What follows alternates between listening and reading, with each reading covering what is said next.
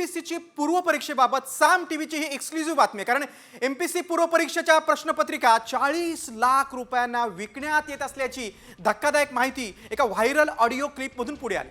एका एजंटच्या संवादाची ही ऑडिओ क्लिप आहे. साम टीव्हीच्या हाती लागली आहे. या एजंटनं किशोर बाळासाहेब जाधव या विद्यार्थ्याला फोन केला आणि एमपीएससीची प्रश्नपत्रिका हवी असल्यास थेट 40 लाख रुपयांची मागणी केली. काय आहे या ऑडिओ क्लिपमध्ये ते आपण पाहूया. किशोर बाळासाहेब जाधव बोलताय. हा बोलतोय. तुम्ही फॉर्म भरला होता एमपीएससी चा? हो, कोण बोलतोय पण? तुम्ही फॉर्म वगैरे भरला होता ना? हो. नाही का? मग त्याच्यामुळे तुम्हाला असं बॅकअप वगैरे पाहिजे का असं कशाचा? पेपरचं वगैरे? हा, बॅकअप तर प्रत्येकाला लागतो पास होण्यापर्यंत. हो, मग तेच मग का बरं की आम्ही ना नाही का पेपर वगैरे नाही का प्रश्नपत्रिका वगैरे हम्म. तर ते आधीच देतोय. कधी देत आहे? असं आधी 1 दिवस अगोदर. अच्छा अच्छा. हा, पण त्याची फीस वगैरे तुम्हाला सांगतो आम्ही नाही का हा हा. 35 ते 40 लाख आहे असे. अच्छा. 1 दिवस अगोदरच पेपर भेटून जाईल.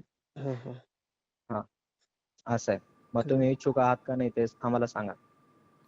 या प्रकारावर मात्र आता वर्षानुवर्ष मेहनत करणाऱ्या एमपीएससीच्या विद्यार्थ्यांनी अगदी संतप्त भावना व्यक्त केलेल्या आहेत. दरम्यान सामच्या बातमीनंतर आता एमपीएससी प्रशासन खडबडून जागा झालं. या प्रकरणाची माहिती मिळाल्यानंतर आता आम्ही पोलिसांकडे तक्रार केलेली आहे. एमपीएससीच्या अधिकाऱ्यांची माहिती आहे तर 2 फेब्रुवारी रोजी होणाऱ्या परीक्षेचे पेपर सुरक्षित असल्याचं देखील स्पष्टीकरण आता एमपीएससी प्रशासनाकडून देण्यात आलेलं आहे. टीका लीक झाली आहे म्हणजे प्रश्नपत्रिका आमच्याकडे आहे अवेलेबल, तुम्ही आम्हाला इतके पैसे द्या अशा स्वरूपाची ती मागणी आहे.